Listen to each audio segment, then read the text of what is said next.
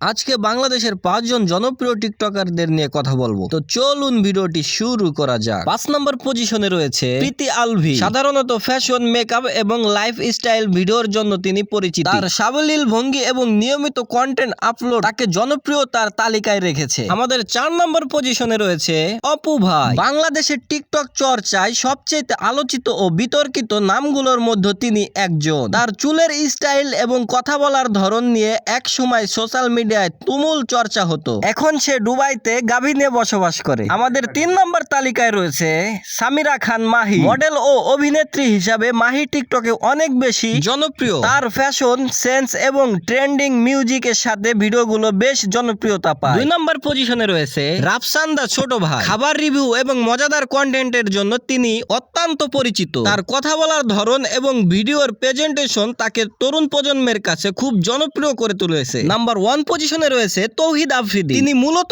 একজন জনপ্রিয় ইউটিউবার এবং ইনফ্লুয়েন্সার। টিকটকে তার বিশাল ফ্যান বেস রয়েছে। তার ভিডিওগুলো সাধারণত ফানি, চ্যালেঞ্জিং এবং লাইফস্টাইল কেন্দ্রিক হয়ে থাকে। আপনাদের যদি ক্যাপকাট প্রিমিয়াম একদম ফ্রিতে লাগে তাহলে অবশ্যই আমাদের টেলিগ্রাম গ্রুপে জয়েন হয়ে থাকবেন।